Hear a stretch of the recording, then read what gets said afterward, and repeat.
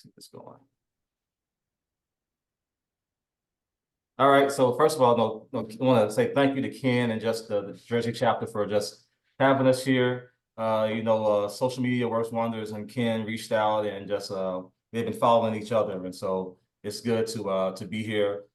He also told you Natasha Johnson. I call her the real Dr. Johnson on the line. She's my co-author in this space where we look at police reform measures, criminal justice reform measures, its impact on equity, impact on public safety. And one thing we landed on was a facial recognition technology where, where surveillance and AI kind of marries at this point, right? And so let me say, I'm not an expert in AI development, okay? But our work tries to understand this interface between criminal justice actors, their decisions and practices, and the use of AI. And so again, when we're looking at things, two of the things that we always focus on, whether it's this or other things, is it effective and does it render equitable outcomes? And I think that's important when you're thinking about justice and safety. So just real quickly, AI is all in policing and criminal justice. Like I know it's in the news and these things right now, but it's been around in criminal justice and CJ for a while now. And for the most part, they've been controversial, right? Really because, are they effective? Are they equitable, right? A lot of times I think when those instances happen, we want to demonize the technology when we know that it's really human error or in those regards. And so it's about how we use it, it's how we safeguard it, it's the oversight, how transparent we are, right? So we use risk assessment tools to look at data, to look at potential hotspots of individuals, trying to predict future behavior, their likelihood to reoffend, network analysis. We know that it's a small group of serious offenders usually in our cities who are responsible for the vast majority of crimes. And something like with gun violence, like, one gun violence incident can, some research in Chicago has shown is related to upwards of like 500 different retaliatory shootings and violent incidents. And so we use AI to really try to discover and understand these networks, and of course, crime mapping and things. And we also use corrections and parole just to monitor and keep track of known offenders and those on community release in our neighborhoods. So it's ubiquitous when it comes to CJ, the role of artificial intelligence. But today, I really want to spend some time just focusing on facial recognition technology. And it's for a couple of reasons. First, it's where it's controversial, really because it's where public surveillance and AI really meet. And we know that public surveillance and mass surveillance has been a real issue if you think about the justice system, the history of our nation, and really just worldwide. And again, it's controversial, but it's been around for over 20 years. Facial recognition technology in itself. The first time it was used for security aspects was at the Super Bowl in Tampa in 2001. And then later that year, in 2000, and then later in 2001, the first police department, the sheriff's agency in Florida, used it for law enforcement purposes. So it's been around for a while. And let me just tell you, when we stumbled across this work, you'll be surprised at a lot of the reform measures that's out there that we see. Either there's no research out there and it's based off of intuition, or also the research itself is weak. The police education stuff. Oh, there's a police shooting. Let's get more educated police officers. Does the research, is it really rigorous? Is it research that we should be basing policy off of? And so we found out in this space that there was a bunch of anecdotes, there was a bunch of legal reviews and opinion pieces, but there was no scientific, empirical, quantitative analysis looking at the impacts on equity and effectiveness when it comes to crime control and arrest on how it's being used in policing. And I'll tell you right now, in policing, it's the wild, wild west. We're really not sure at the local level how police are using it. Some places like New York say they only use for serious violent crimes, but they've used it for things like shoplifting. We don't know if supervisors are signing off on these things. We're not sure how these materials are being calibrated and maintained, right? We're not sure how the data is being, so it's just a lot of uncertainty, and there's not a lot of policy and oversight. President Biden came out with the executive order, the blueprint for AI. but that impacts federal employees. We don't have anything locally. It's left up to local and state governments to govern themselves accordingly. And so I was just really surprised at just the dearth of regulation, but also the dearth of evidence, empirical evidence that's out there. And so we kind of took this journey as well. And part of this too is that, most recent estimates indicate that over a quarter of local and state police forces and about half of federal agencies regularly assess these systems. So despite our ignorance about these systems and their use and their ability, we're using these things, right? Not to mention that most adults and most even adolescents, your picture is in some repository somewhere. I'm talking to the experts in the room, so I know you all know these things from social media posts, from internet posts, and other things are able to pull your likeness and have those in repositories. And so this is one reason why we really want to touch on this. And so I won't really belabor this slide, but facial recognition technology is a biometric algorithmic technology that matches an unknown face with known faces from a database, usually mugshot databases, criminal databases, and things like that. And the software converts these biometric features and contours into a digital template. And then it's accessed by our algorithm to see how likely the images are. Now, mind you, it's not like a one-to-one match, but it comes back, well, all right, this is Thaddeus Johnson, this is the one match. It's a one-to-many, meaning that you get a probability score of a match. And the higher the probability score is, the closer you are to a true positive, or in other cases, a true negative. And those are the two outcomes that we want, right? We know that police use this technology for like in-field facial recognition queries for people they stopped or arrested, for investigative searches of video footage. And in some places, you have real-time scans of people passing by surveillance cameras, right? So we're using the hell out of this, right? Even places that, because of the equity issues that we talked about, the places that ban technologies, like in New Orleans and some other states like Virginia and things, they revisited that. And when violent crime went up, they started back using these technologies, but using it because they're desperate. You have staffing issues. They try to figure out a way to maintain proper force coverage. But again, there is really no evidence out there. And so, what I want to present to you all tonight is just some of our research, some that's published and one that's under review, and these findings haven't been shared. But I think together these findings tell the whole story. And one more thing about the importance of having accurate facial recognition technology is that, if you have false positives or false negatives, are both bad for people, the trust in the system, and for public safety. The false positives could result in innocent people being treated as fugitives and subjected to unnecessary trauma. And false negatives can result in the omission of important evidence. And these false negatives make it less likely that the real offender will be caught. And so you want to make sure that we are not stopping desperately a whole bunch of the wrong people. What we hope is that if someone is a real offender, that we're able to get them off of the street accurately and without over-policing it unconstitutionally. Okay. So of course, the people say the promise of facial recognition technology, right? Improve police surveillance and investigative capabilities. The rapid facilitates a rapid IDing of a location of suspects, increased arrests and clearances. It also enables police to track and monitor known offenders and fugitives. And we think about that on policing, but when you start talking about court cases, it helps build stronger court cases by recording the movements of defendants and helping establish those time stamps. And another thing is this: not only is it good for identifying offenders, but we know that it's so much crime that goes unreported, particularly in our communities most vulnerable to violent crime. And so this is also good for identifying victims who otherwise would have been suffered in silence, but also identifying witnesses and accomplices to help build stronger cases and make sure we can get justice for our victims. But of course, there are some concerns when it comes to facial recognition, beyond the abuse of it, beyond the irresponsible use of these technologies. There's privacy and mass surveillance concerns. Again, I mentioned about the lack of transparency and oversight. I mean, something like doing the discovery process, when the prosecutor is supposed to share evidence with the defense.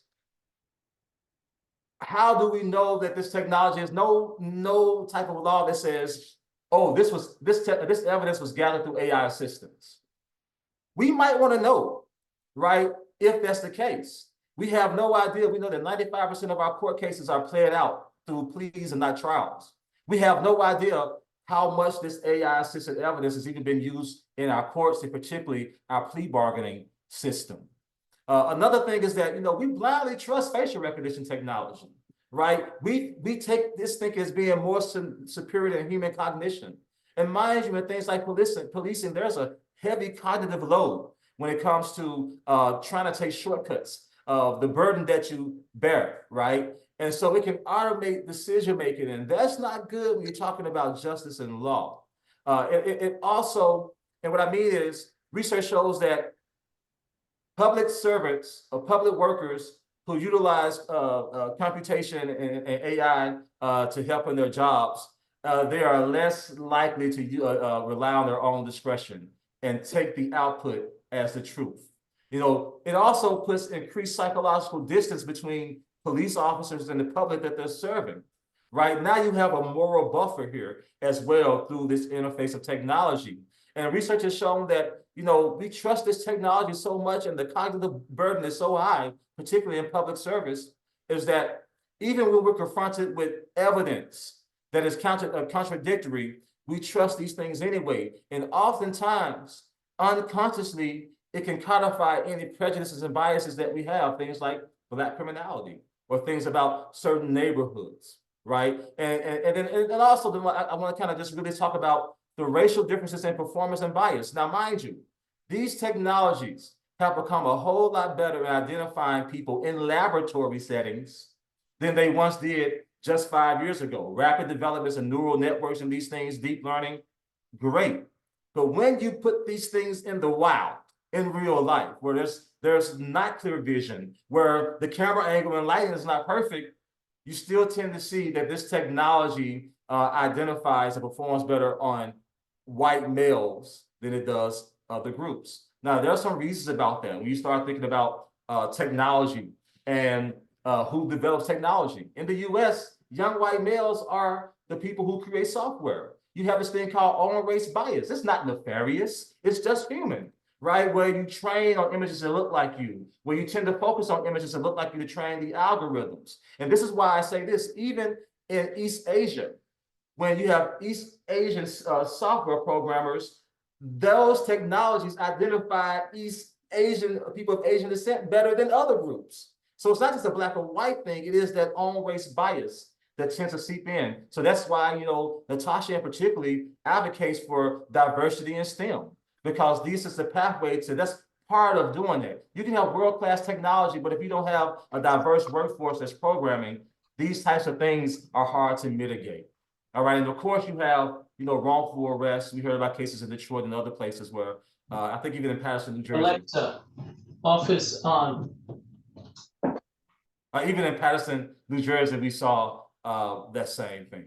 All right, so I won't be the data horse. I will move on. Somebody please let me know when I've talked for about 30 minutes, because I want to save time for Q&A. I could talk all day. All right. No worries. So this kind of brings us to our point of, well, damn, we're many places are using this technology. The police force is getting smaller. We have to figure something out. People have stopped using this technology because of anecdotes, right? Policy based on the moment. We have no idea what the impact of this technology is. And so this drove us to our first research, where we looked at 2016, looked at 1,136 police agencies to understand the relationship between arrest disparity and automated facial recognition applications in policing.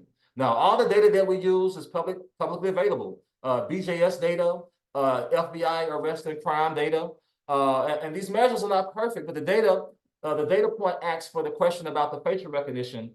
Did your agency regularly deploy facial recognition technology during that year, right? Now, we don't know for what circumstances they deployed it. We don't know what type of technologies that we have, because we know that some software performs better than others, right? But it's about the deployment of this technology, and we have to assume that it's the widespread use of it and use some deductive evidence based on our qualitative analysis. All right. I think it's also important. I put the double robust propensity score models there, not because I'm trying to run a statistical class or modeling class and have anybody tune me out, but I think it's important to talk about the robustness and rigor of your research that you present. And so let me say that these two finding studies that I'm presenting is going to be more rigorous than most of the work that's out there. First of all, yes, it's cross-sectional in 1 year, but oftentimes you see research where it compares apples to Volkswagens. So we can't trust that any finding that we get represents the actual intervention. It could just be background differences that we're picking up on. And so what this approach does, it makes it closer. It may not be apples to apples, but damn, at least it's apples to oranges. At least it's apples to some type of other fruit. So it makes it at least understanding that perhaps what we're seeing is real. So what our research found here was that, remind you, we looked at overall total arrests, not just violence of property, but the total rate of arrest. All right. And we looked at for overall, looked at adults, and looked at for juveniles. And one reason we looked at for juveniles, because we also know that juveniles' faces change drastically during their adolescence. And if you take a picture of someone that's 12 years, 11 or 12 years old, and now they're 15, they may look like different people, and bone structure may be slightly different. So we wanted to see if there was issues with juveniles as well. What we found was that the use of this agency that used this technology saw a higher racial disparity in total arrests. And this is underpinned by when agencies that deploy this technology, they have 55% higher Black arrest rates and 22% lower white arrest rates. And these impacts are more sizable and significant for adults and not necessarily for juveniles, right?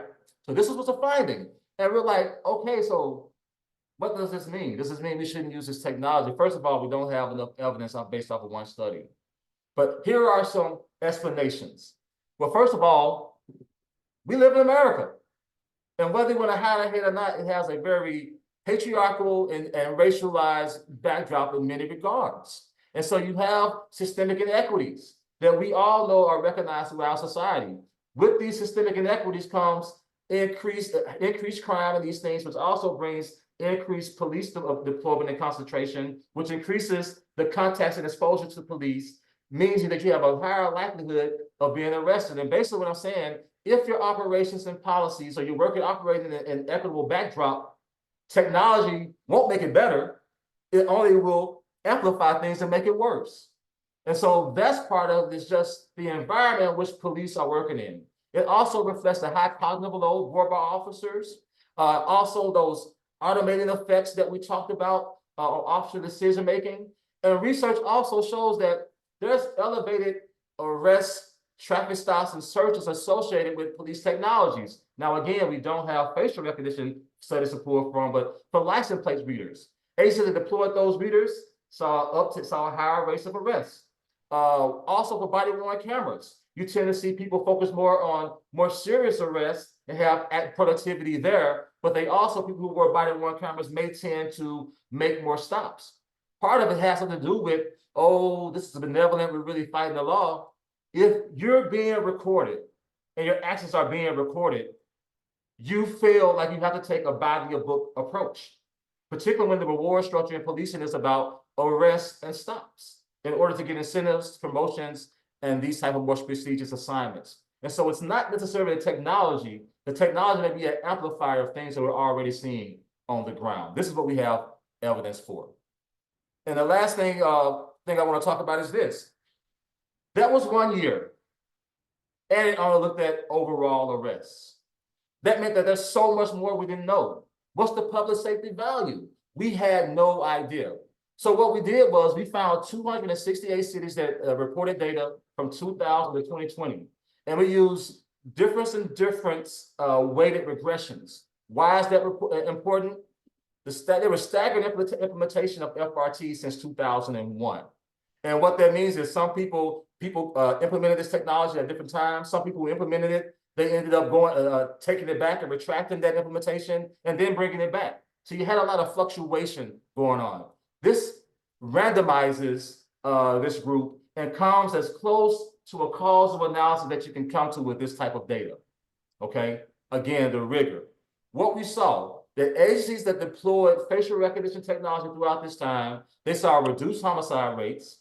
They saw no change in their violent arrest rates. They saw no change in their arrest efficiency, meaning that measure was the number of arrests divided by the number of crimes to see their arrest efficiencies. We also didn't see any impacts on the racial disparities in arrest types. You know, that got us to thinking, did we screw up something in our first study beyond just the methods and being 1 year? So we went back and we revisited using this same data set that I'm talking about now.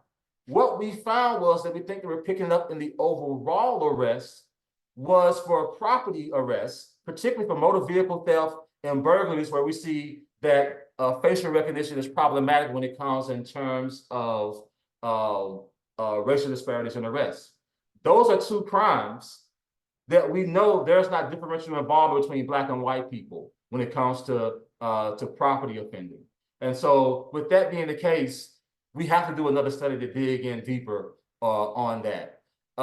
We also saw that they help improve police capabilities over time in identifying serious offenders.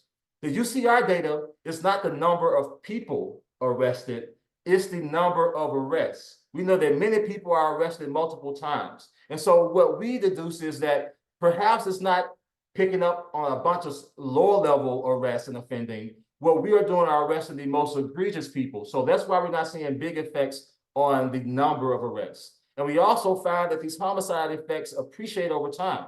Those who were early adopters, we saw their rates appreciate over time and not reduce, meaning that the deterrence effects has a long-lasting effects and not just a flash in the pan. So, what is the reason? Well, one could say this. It's a judicious application by police that avoids discriminatory practices. I put a question mark there because I'm not sure if that's the case, but you know, sometimes we have to look at the counter narrative. And perhaps that is the point. Future research will allow us to dig into that. Again, there's enhanced deterrence. No, deterrence, you have the quickness of arrest, quickness of punishment, the severity of punishment, and the certainty of punishment. So severity of punishment is the least important of those two. What facial recognition does, it impacts the certainty and celerity or swiftness of punishment. That's where you have your more massive deterrence effects there for both the overall society, but also for specific individuals themselves. And again, it may not only facilitate quicker and more rapid arrests, but also a better quality of arrests and not just a quantity of arrests. I won't spend time going to the implications. I have these two more slides that I really want to touch on. And this just really talks about what are the implications, right? Yeah, this is just 2 studies, but these are rigorous studies, right? And we're basing policy and practice off of no evidence. Well, we have some evidence. And what can we draw from it? Well, we see that there are public safety benefits to using facial recognition technology, which is AI-aided surveillance. The presented evidence also suggests that if we responsibly deploy these innovations, it can keep our residents safer and it can save lives. Now, again, for property offending, we have to really understand what the hell is going on because it's for motor vehicle theft and burglary that we're seeing those disparities being there. And I think this is not just for facial recognition technology, but this is just for police training in general. You know, it is sufficient training on FRT, right? You know, how do you use it? How do you calibrate it? What's the thresholds that we should use, right? But understanding human biases and historical discrimination and the unintended consequences of technology, I think, you know, that would help remove that psychological distance and the moral barrier that I was talking about that presents itself when using technology. And then also policies outlining when and how you can use this tech. Who does a supervisor sign off on it? And how do we evaluate this technology? What do we do with the data and the records? How do we protect it, right? How are we doing these things? These are questions that we have moving forward for the future. I've talked enough. I'm going to shut up. And if you have any questions, I look forward to engaging you, or I I can keep running my mouth. So however you all want to play it. Thank you, Thaddeus. That was great. And you know, a lot of it I am aware of, but a lot of it I'm not. So this was a great overview about this topic. Uh, yeah, we're welcome to any comments. You can put it in the chat or you can just speak. Natasha, I will Anybody? say, Natasha, if you don't mind, the paper that we just presented, it's under review, but it's the preprints are publicly available if anybody's interested in reading the whole paper. Natasha, I don't know if you have the link, but if you don't mind, just put it for everyone, and you all can download that and read it. It's not hidden behind a paywall.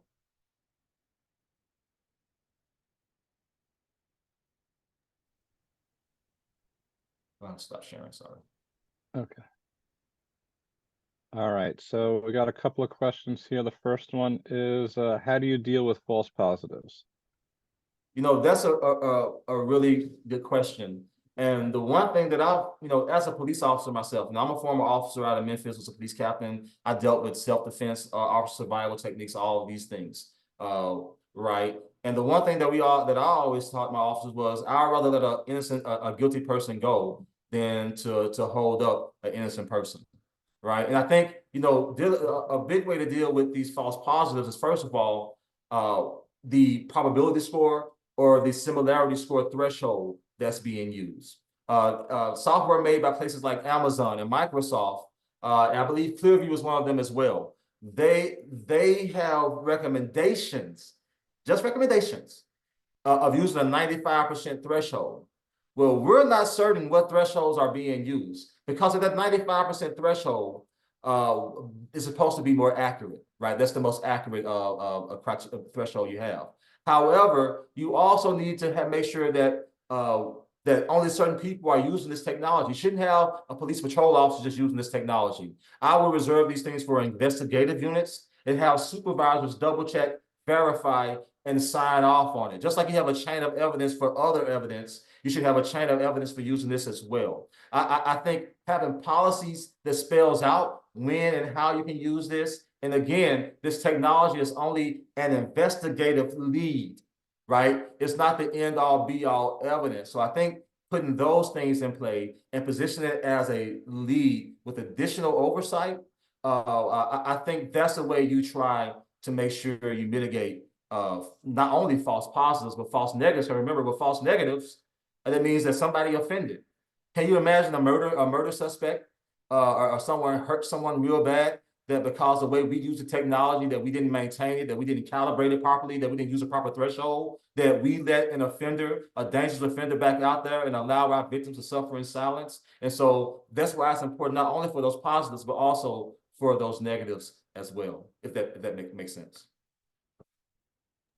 All right, we got another question here. I'm guessing the more often, the more someone gets caught, the more it will increase the data points to compare their face. Yes, absolutely. And this is also another issue that we have when you talk about the performance. So look, let's be 100, right? We know that many of our criminal justice databases are disproportionately people of color, right? For whatever reasons.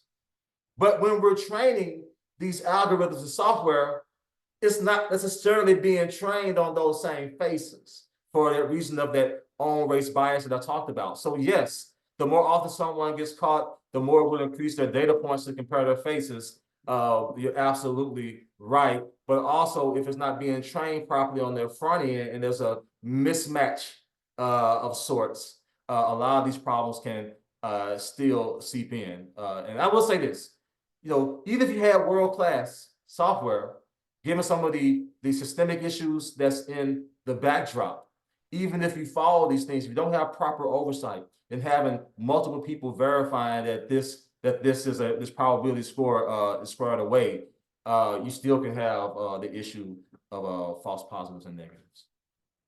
All right, we got a lot of questions here. All right, people like you, like the topic. Very good. How many policymakers and technology developers collaboratively establish a standardized set of ethical guidelines to govern the development of facial recognition technologies, ensuring they are equitable and discriminatory across all racial groups. Wow. Yeah, I almost want to laugh because they don't. And, they're starting to do it. I didn't want to laugh because of the question was trivial. I laughed like, my God, what if the world did do that? And so I think what happened, in this past couple of years with AI, whether it's ChatGPT, whether it's this technology, we're recognizing this thing is getting away from us, right? And I think, people are starting to pay more attention to these things, particularly since George Floyd came along. They were talking about facial rec 2016, 2018 and things, but it really got popping, later on. And so, local governments have tried to do it. They just banned it outright. I'm not sure if that's the right approach, because it's not the technology. Again, to err is human. It's the human involvement where you start seeing things getting messed up with. I think that they're starting to take it seriously, but oftentimes you see policy and change in CJ, they're desperate. If a big event happens, oh, we got to get technology. If there's a police shooting, oh, we got to hire college-educated officers. I mean, prime example, we found in our own research that college-educated agencies that require a college education of their officers, a 2-year degree, they're less likely to kill unarmed people and less likely to kill Black people. But you also know what's going on with them. College-educated officers are more productive and proactive, right? And so if the reward structure says arrests and traffic stops, guess what they're going to do? They're going to adhere to that, and they understand the reward structure and going to govern themselves accordingly. So yeah, in those same cities, Black people and unarmed people are less likely to be killed, but you are also 5 times more likely to be arrested in those cities if you're Black compared to cities that didn't have this technology. And so it shouldn't have to be either or when it comes to this. And I think we're just now starting to recognize that these unintended consequences. I think you have the right voices in place, the right leaders are in place, people are taking up space, and you have more diverse tables, but it's still not widespread enough. You're right about I see your point about the data training. You're absolutely right. It's the data that we train it on. It's how we train the data. And it's also making sure that we thoroughly test these software and technologies, not in the clinical laboratory where it's nice and sterile, but out in the wild, in the street for real, right? And so there's a lot of other issues that also contribute to how this technology can amplify these disparities as well. And are you working on coming up with these solutions? Is that part of your job as well, would you say? Yeah, so part of what we do, we always say we kind of just go around and we preach the justice gospel. And part of it is coming directly from research and making it actionable. And so right now, the only research that's out there is the racial disparities when it comes to arrests. This other paper was just made public just days ago. We were working in the backdrop. So I've been talking to groups and people, but if you don't have something for them to grasp onto when you leave, it's hard for them to have it. We written pieces in Scientific American, but it was about the arrest disparity. And so what we're saying, based on the research that we have right now, the most rigorous research in this space to date, it shows that we don't necessarily need to demonize the technology, but again, understand how these algorithms are being trained and also understanding how and when it should be used and position it as a lead. I think people are listening, but have we seen anything in policy right now? No, we haven't. But just like some of our other work, they'll come out, we'll write a popular piece. We'll see that in the executive order that the president does, or BJS will come out with a data collection memo that you can tell they've been reading. And so we've seen those types of things, but we're just now starting to crack this nut when it comes to facial recognition technology. And the last thing, what we do a lot of work in community violence reduction and intervention. And we know that policing staffs are getting, nobody's joining policing, right? Nobody's joining them. When I first started teaching a couple years back in college here, I asked, who wants to be a police officer? Half the class. We asked just last year and nobody raised their hand. The one person who wanted to go federal, they talked to me after class. So we have to figure out a way to use technology responsibly because we have to keep the public safe. Yeah. But we have to do it responsibly and safely and recognize that it's not a magic bullet, that it's an accessory to supplement to human cognition and discretion. Very interesting. All right, we got another question here. You mentioned a chain of evidence verification for facial recognition technology. Is there not one already in place for technology gathering evidence? Nope. I haven't seen anything. Now, you may see stuff like for body-worn cameras and that evidence used, but even with that technology, you know that You know, so unless there's like some type of investigation or something that goes on, or a supervisor goes back at night and checks that camera work or something's in the report, many places after 2 weeks, that data is destroyed because they don't have the cloud space. They don't have the storage space for it, right? And so even when you talking about the chain of evidence, hell, we can't even store it properly, right? And think about most police departments. It's not the New York and LA's that we see. It's your Batesville, Mississippi's. It's your Pumpkin, Alabamas, and these things, right? They got small people in a police force. They have the person doing technology who has a Twitter account, right? That's how they determine who's doing it. And so it also requires training and also technology maintenance, but also providing the equipment to safely use these technologies before we can even have a chain of evidence. And so that's a big problem. That's why there's privacy concerns, because we have no idea how's that data secured, how it's housed, and when it's being used. And that's one thing that people don't talk about, the chain of evidence and how it's being used in our legal cases. Again, particularly with 95% of our cases being played down, and most people entering the justice system cannot afford a defense attorney. Wow. All right. All right, one more question here. Is there facial recognition software on market you can recommend? And why? So there are a couple on the market that Amazon's being one of them, that has been Clearview's been another one, and more prominent, that has been shown to be, and a couple more to be like the top of the class. But this software costs money. This software is only good as the people that's using it, right? So there is the wild, wild west still with how these things are being used. And so again, even if I could recommend a world-class software, it's too many issues going on the ground to where they'll pervert it, and not necessarily on purpose, but that what ends up happening. And so no, there's not really a facial recognition that I can at this time say that is better over others, because none of them really have been tested in real life, just in laboratories. Now, to that point, we did come across a data set that allows us, at least for some agencies, to see what technologies that they're using, also how much it costs them. We're not sure how many cities we'll be able to have in that analysis, but maybe something like a simple descriptive analysis, that we can at least see how there's differences in agencies that use certain technologies. And so that's something that we're working on. We just received an internal grant from the university to kind of keep this work going. And that's one of the things that we do want to check out. So who knows, hit me up after the summer. Maybe I can have some answers for you. All right, I think we're out of time, but I think this was fantastic. And hopefully we will get to see you both again in the summertime. So for those who don't know this particular Thaddeus, I'm going to put his LinkedIn in the chat in a second. But thank you, really, both of you, for all the work that you're doing for this, because you're right, it is not the technology that's the problem. And it is very helpful. We can't just, oh wait, I sent it to the wrong. Hold on one second. Ken, I will also say too, I'll send you a PDF. I'll let you know next week what's going on with our schedule. And then, and if not this evening, in the morning, I'll send you this PDF of this presentation, so you can share with everyone if that's okay as well. Absolutely. I even share a PDF of the arrest paper that you can share how your needs fit. So I'll send you an email with all this stuff. All right, we really appreciate it. Thank you.